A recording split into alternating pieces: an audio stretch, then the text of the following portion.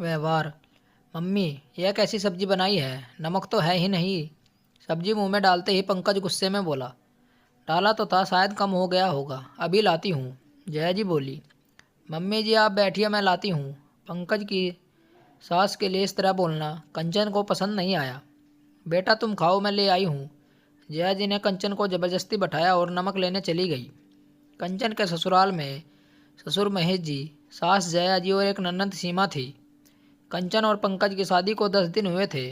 तब से वह देखते आ रही थी कि ससुर जी सासू माँ को किसी के सामने कुछ भी बोल देते हैं और वह गलती न होने पर भी चुपचाप सुन लेती थी। आज जब पंकज ने अपनी माँ से ऐसे बात की तो कंचन से रहा नहीं गया। वह बोली, पंकज तुम्हें मम्मी जी से ऐसे बात नहीं करनी चाहिए थी, उन्हें बुरा लगा होगा। रात को अपने कमरे में पंकज बोला, अरे मम्मी बुरा नहीं मानती, हम तो ऐसे ही बोलते हैं।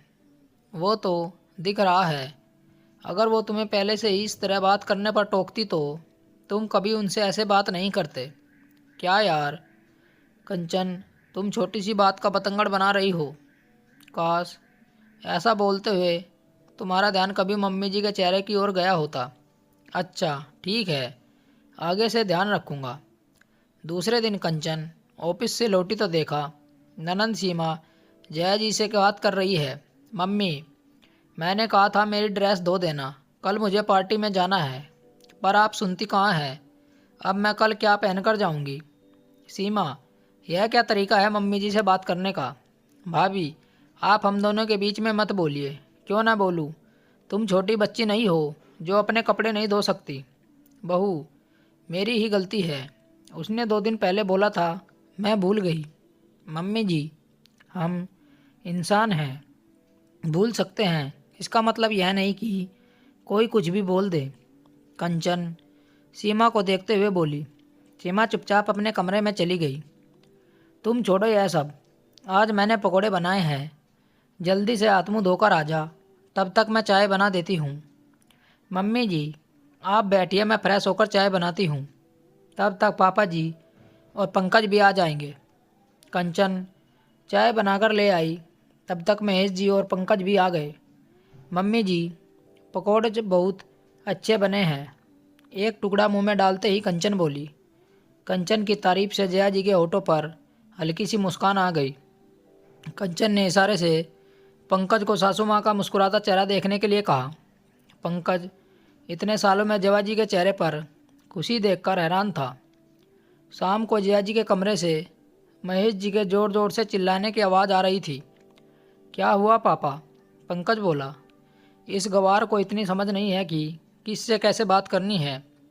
वर्मा जी का फ़ोन आया था, मैं बाथरूम में था तो इसने फ़ोन उठा लिया। उन्होंने सीमा के लिए एक रिश्ता बताया, पर तुम्हारी माँ ने यह कहकर मना कर दिया कि अभी सीमा पढ़ रही है, पढ़ाई पूरे होने तक उसकी शादी नहीं करेंगे।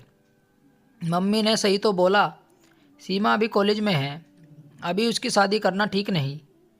इस घर का मालिक मैं हूँ और यहाँ मेरे फैसले चलेंगे। पापा जी, आपके साथ साथ यह घर मम्मी जी का भी है। उन्होंने अपने जीवन के अनमोल पल आपको, अपने बच्चों को और इस घर को दिए हैं, इसलिए घर या बच्चों के लिए गए फैसलों में उनकी बराबर की भागीदारी है।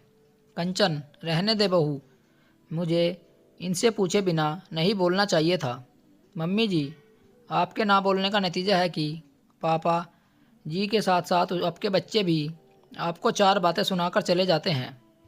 आप अपनी इज्जत खुद नहीं करते तो कोई भी आपकी इज्जत नहीं करेगा। पंकज, बहू को अपने कमरे में ले जा। पापा, कंचन सही बोल रही है, बचपन से आपको मम्मी के साथ रूखा व्यवहार करते देखते आए हैं। आपको देखकर हम भी मम्मी के साथ गलत बर्ताव करते आए हैं, पर अब नहीं। पंकज, तू कब से अपनी माँ का साथ देने लगा? जब से कंचन ने यह एहसास कराया कि हम मम्मी के साथ कितना गलत व्यवहार करते हैं। पापा, भैया ठीक कह रहे हैं, हमने मम्मी को क्या क्या नहीं बोला, फिर भी उन्होंने कभी शिकायत नहीं की, ना ही हमारी बात पर नाराज़गी जाहिर की। महेश जी को बात समझ में आ गई थी। दोस्तों, आपको हमारी कहानी कैसी लगी कमेंट करके हमें बताएं और चैनल को सब्सक्राइब जरूर करें। मिलते हैं एक और अच्छी कहानी के साथ। कहानी सुनने के लिए आप लोगों का धन्यवाद। राम राम दोस्तों।